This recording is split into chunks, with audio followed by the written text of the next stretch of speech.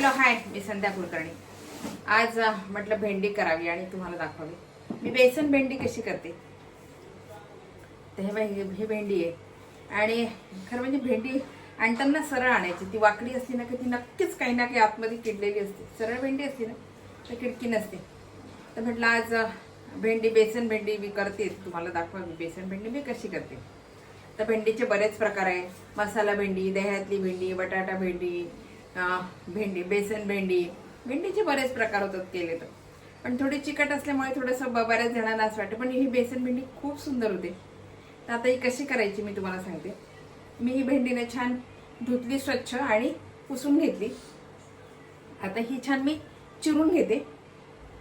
लागणारं साहित्य तुम्हाला सांगते। भेंडी, डाळीचं पीठ घेतलंय मी। याच्यात नुसती लसण नाहीये, काही नाही, नुसतं आल्याची पेस्ट करून घेतली। जिरा आहे, हे लाल तिखट घेतले, हे लिंबाचा रस घेतलाय,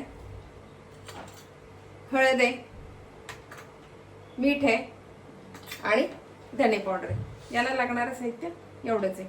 आता मी काय करते, ही भेंडी छान चिरून घेते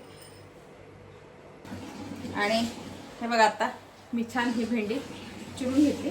साधी आपली जशी चिरतात आपण नेहमी भाजीला चिरतो अशी छान आता चिरून घेतली। आणि आता हे जे डाळीचं पीठ आहे हे मी छान भाजून घेणार आहे। एवढं नाही लागणार डाळीचं पीठ, थोडं कमी लागेल मला। घेताना एवढं जरी घेतलं तरी आपली भेंडी किती आहे त्याच्यावर डाळीचं पिठाचं प्रमाण आहे।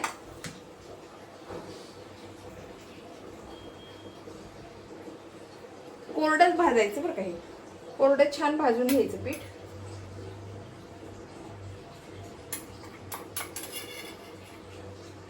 मी मोठे छान 2 चमचे डाळीचं पीठ घेतलं आणि आता हे छान मी भाजून घेणार आहे।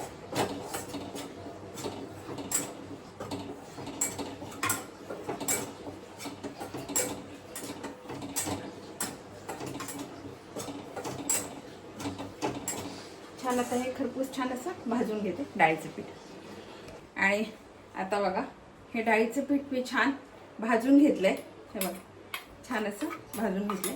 आता याच्यामध्ये ना मी हळद घालतीये। डाळीचं पीठ किती आहे त्या प्रमाणात घालायचं आपल्याला, काय घालायचं ते। आणि हे लाल तिखट घालतीये,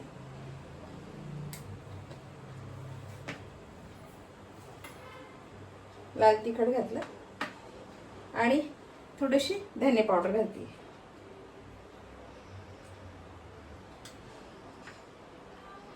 आणि मीठ।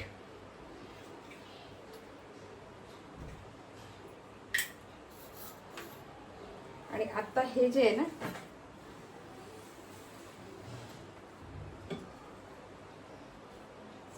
हे सगळं मिक्स करून घेणार आहे।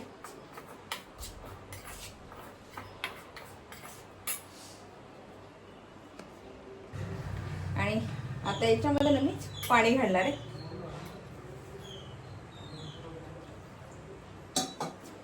आणि छान असं हे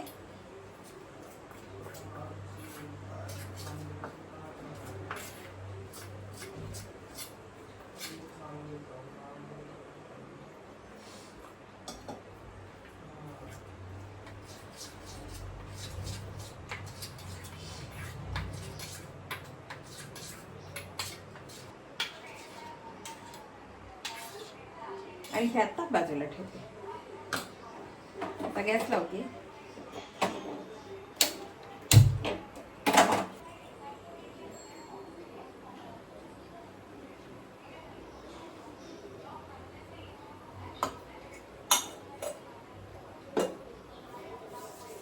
आणि आता याच्यामध्ये जिरं घालायचं आणि हिंग घालून द्यायचं आणि लगेच भेंडी घालून द्यायची।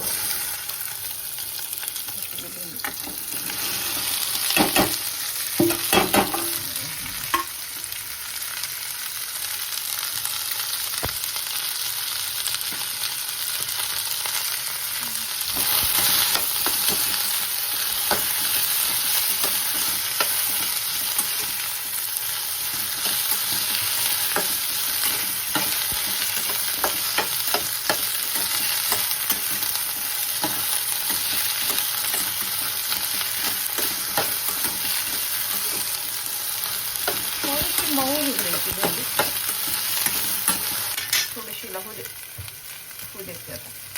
हळद घातली आणि हे लाल तिखट घालतीये.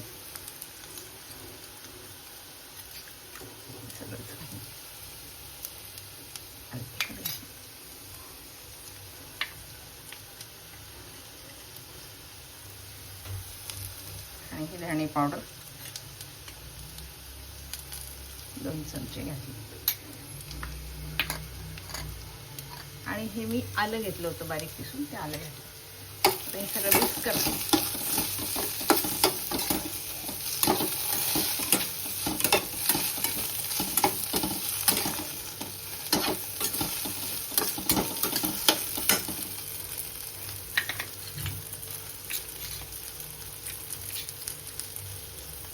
बेसनामध्ये मीठ घातलं म्हणून याच्यामध्ये थोडंसं कमी घालायचं मीठ.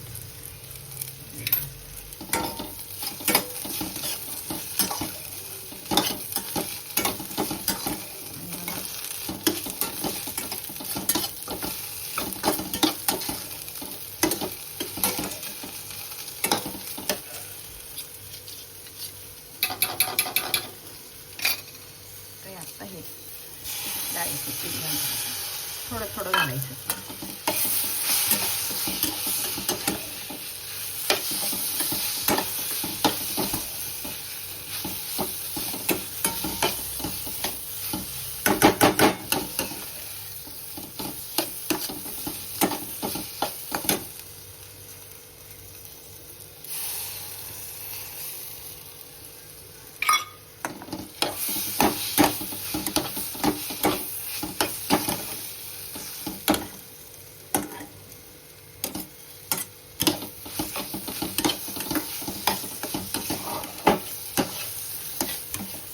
छान हलवून घ्यायचं.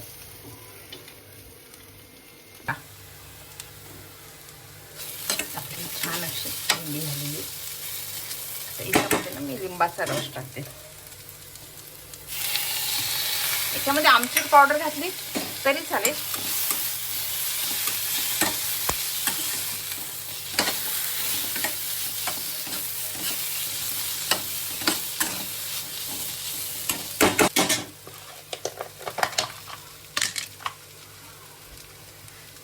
थोडी कोथिंबीर घातली.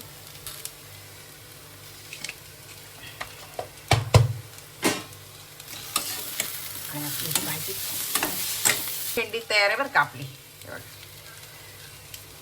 आणि हे बघा आपली ही बेसन भेंडी तयार आहे. अजिबात चिकट होत नाही आणि चवेला पण इतकी छान लागते. मी लिंबू घातले याच्यामध्ये. तुम्ही आमचूर पावडर घातली ना, जेव्हा आपण भेंडी फ्राय केली की नाही तेव्हा आमचूर पावडर घातली तरी चालेल. बघा इतकी सुंदर लागते ना ही भेंडी. खूप छान लागते. गरम गरम आहे आता. खूप सुंदर लागते ही भेंडी. आणि तुम्हाला दिसतच असेल चिकटपणा काहीतरी ऐकायला. बिलकुल चिकटपणा नाही आहे.